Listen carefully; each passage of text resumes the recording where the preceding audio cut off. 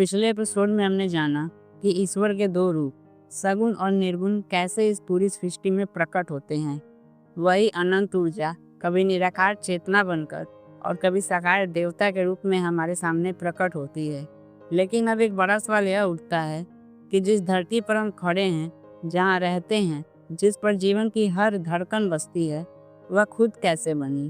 क्या यह सिर्फ गैस और धूल के टुकड़ों से बनी एक चट्टान है, जैसा आधुनिक विज्ञान कहता है, या यह वास्तव में भूदेवी का दिव्य स्वरूप है, जैसा हमारे सनातन ग्रंथों में वर्णित है? आज की इस यात्रा में हम इस रहस्य को खोलेंगे, आधुनिक विज्ञान के नज़रिए से भी और सनातन ज्ञान की वाणी से भी। वैज्ञानिक दृष्टि से देखें तो आज से लगभग 4.5 अरब साल पहले जब सूर्य का जन्म हुआ तो उसके चारों ओर गैस और धूल का विशाल बादल घूम रहा था। वैज्ञानिक इसे सोलर नेबुला कहते हैं। इस बादल में मौजूद सूक्ष्म कण आपस में टकराकर जुड़ने लगे। इस प्रक्रिया को एक्रिएशन कहते हैं। छोटे छोटे टुकड़े जुड़े, आकार बढ़ा और धीरे धीरे ग्रह बनने लगे। इन्हीं टक्करों और जमाव की वजह से हमारी पृथ्वी का जन्म हुआ। शुरुआत में यह जलता हुआ पिघला हुआ गोला था, जिसमें लावा और लगातार गिरते उल्का पिंड थे। लाखों सालों की ठंडक और परिवर्तन ने इसे परतों में बांट दिया। बाहरी परत क्रस्ट, उसके नीचे मेटल और सबसे अंदर कोर। लेकिन असली रहस्य था पानी और वायुमंडल का। वैज्ञानिक मानते हैं कि प्रारंभिक ज्वालामुखियों से निकली गैसों ने वातावरण बनाया। साथ ही दूर दराज से टकराने वाले कॉमेट्स और एस्ट्रॉइड्स बर्फ और खनिज लेकर आए, जिससे महासागर बने और जीवन का आधार तैयार हुआ।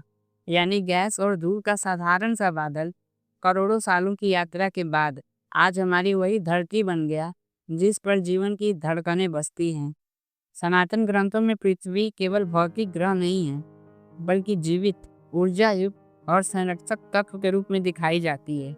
ऋग्वेद के प्रसिद्ध नासदीय सूक्त यानी दसम मंडल के 129वें सूक्त में लिखा है, ना असदा सिन्नो सदासी तदा, अर्थात कि सृष्टि के प्रारंभ में ना तो कुछ था और ना ही किसी चीज का कोई अस्तित्व ही था। यह केवल कहानी नहीं है, बल्कि ब्रह्मांड और पृथ्वी की उत्पत्ति के रहस्य, ऊर्जा और अस्तित्व पर गहन चिंतन है। इसे आधुनिक विज्ञान की दृष्टि से देखें तो यह बिग बैंग और ब्रह्मांडीय ऊर्जा की शुरुआत जैसी प्रक्रिया का प्रतीक है। पुराणों में पृथ्वी की उत्पत्ति को दिव्य दृष्टि से दर्शाया गया है। विष्णु भगवान का शेष नाग पर शयन ब्रह्मांड के सागर, क्षीर सागर का प्रतीक है, जिसमें सभी ग्रह और जलमय तत्व स्थित है। जब हिरण्याक्ष ने पृथ्वी देवी को गहराई वाले सागर में डाल दिया तो यह केवल कहानी नहीं है, यह दर्शाता है कि पृथ्वी का स्थायित्व और संतुलन खतरे में था। वराह अवतार में भगवान विष्णु ने पृथ्वी को जल से ऊपर उठाकर पुनः स्थिर किया। यह घटना न केवल भौतिक स्थिरता दर्शाती है, बल्कि यह भी बताती है कि ब्रह्मांडीय संतुलन और संरक्षक ऊर्जा हमेशा मौजूद रहती है। पृथ्वी को भूदेवी के रूप में पूजनीय माना गया है। पुराणों और स्थानीय परंपराओं में भूदेवी को जीवन और उर्वरता की देवी माना गया है। यह हमें सिखाता है कि पृथ्वी केवल मिट्टी और पत्थर नहीं, बल्कि जीवन और ऊर्जा की अभिव्यक्ति है। सृष्टि के आधार को समझने के लिए पंच महाभूत यानी 5 मूल तत्व पृथ्वी, जल, अग्नि, वायु और आकाश का उल्लेख किया गया है। पृथ्वी स्थायित्व और सहनशीलता का प्रतीक, विज्ञान में रॉकी मैटर।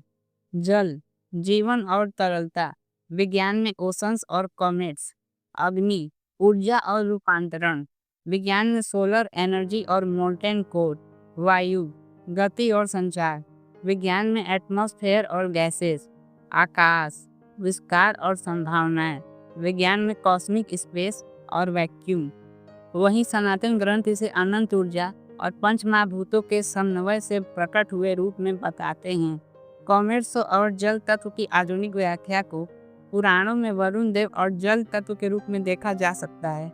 सूर्य और ग्रहों का संतुलन विज्ञान में और विष्णु भगवान का पालन सनातन दृष्टि में ब्रह्मांडीय संतुलन का प्रतीक है। पृथ्वी केवल भौतिक दृष्टि से ग्रह नहीं, बल्कि एक जीवित, संरक्षक और ऊर्जा युक्त देवी है। विज्ञान हमें उसके निर्माण और संरचना के तरीके बताता है और सनातन हमें यह सिखाता है कि पृथ्वी पर जीवन और सृष्टि का संतुलन बनाए रखना उतना ही महत्वपूर्ण है जितना उसका होना। इस ज्ञान के साथ हम यह टेकअवे ले सकते हैं, धरती को केवल रिसोर्स की तरह न देखें, बल्कि माता की तरह आदर दें, उसे समझें, उसकी रक्षा करें और उसके साथ संतुलन में रहें। मुझे विश्वास है कि आज की इस यात्रा ने आपको सृष्टि के रहस्य का एक नया, उज्ज्वल और भक्ति भाव से भरा पहलू दिखाया होगा। मैं हूँ वीरू विश्वकर्मा, छुपा हुआ भारत भक्ति विज्ञान से। मिलते हैं अगले एपिसोड में एक और नई ऊर्जा और नए इतिहास के साथ।